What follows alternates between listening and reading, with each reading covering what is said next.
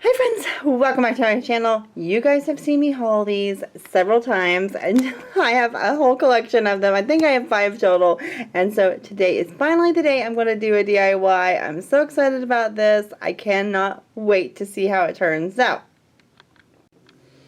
So these are the fleece blankets from the Dollar Tree. They measure 30 by 30.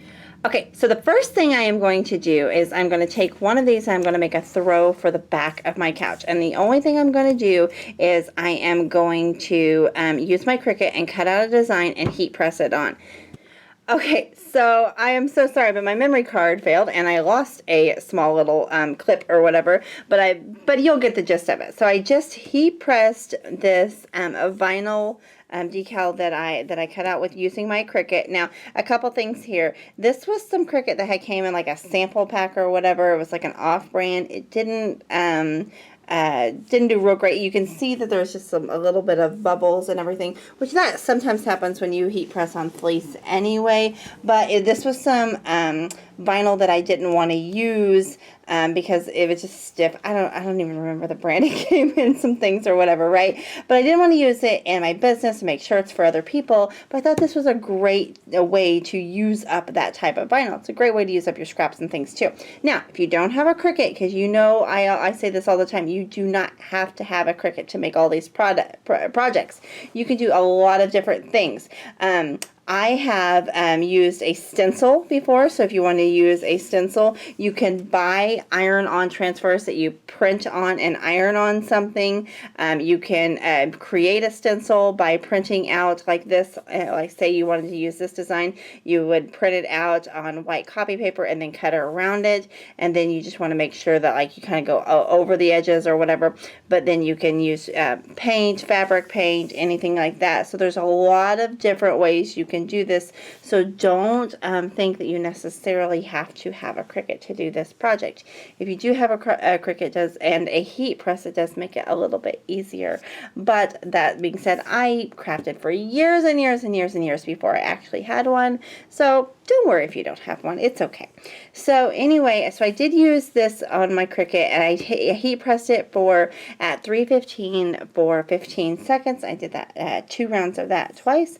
So anyway, that is what that turned out. I love it. I can't wait. Again, it is not very big. My husband saw it and he's like, well, I can't. It's like, that's not going to be very big to cover up with. I'm like, it's decoration, honey. It's decoration. So anyway, so that is that. And let's get started on the pillows.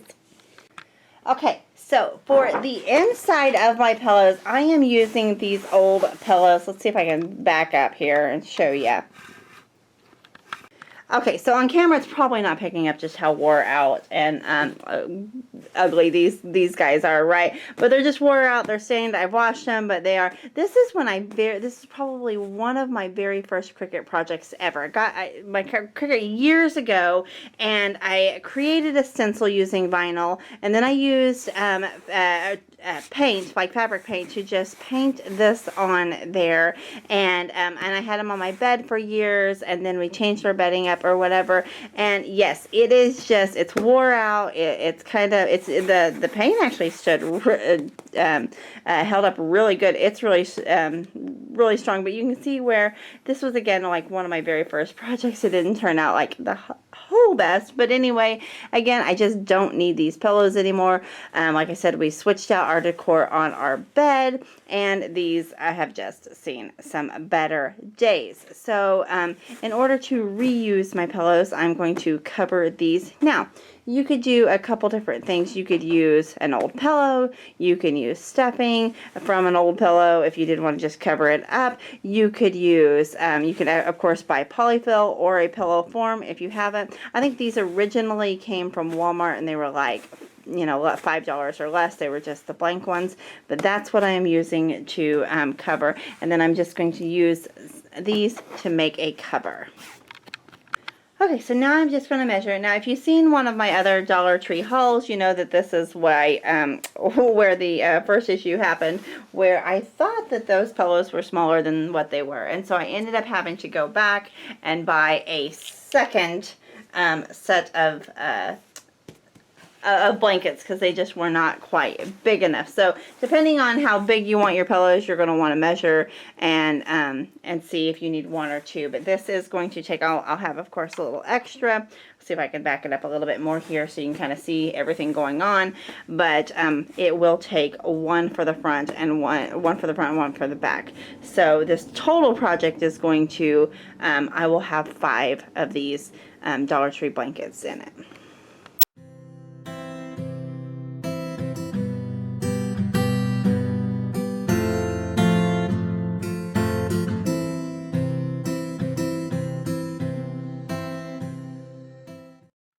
Okay, so once you have your square cut out, I'm going to do 4 of these, but you are going to be left with a little bit of this fleece fabric. And if you're like me, you don't ever throw anything away. These scraps make cute little scarves. I can't wait to make some maybe little scarves for some Christmas projects and things. So yeah, hang on to these. Now, once you have all of your pieces cut out, it is time to put them back together. So this is again where you have some options because you can of course sew them together, which is normally what I would do, but if I mentioned in a previous video, my sewing machine is broken down. So that's not an option. Of course you could hand sew them, but I'm not going to do that. Or you could use some, oh my gosh, the liquid stitch, you could use some of that. You could use the heat binding where it's that goes on the strips and you can iron that or heat press that down, or you can simply hot glue it, which is the method that I am going to use today.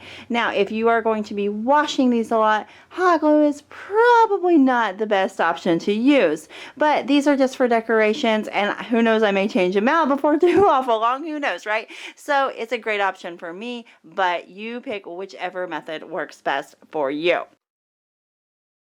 Okay, so I hot glued 3 sides together. I am going to flip this inside out, and then when I put the pillow in, I will fold it under and fold and hot glue the edge together. Now, if you were using polyfill, you wouldn't have to use quite such a big hole, but since I'm actually putting it over a pillow, that's what I'm going to have to do.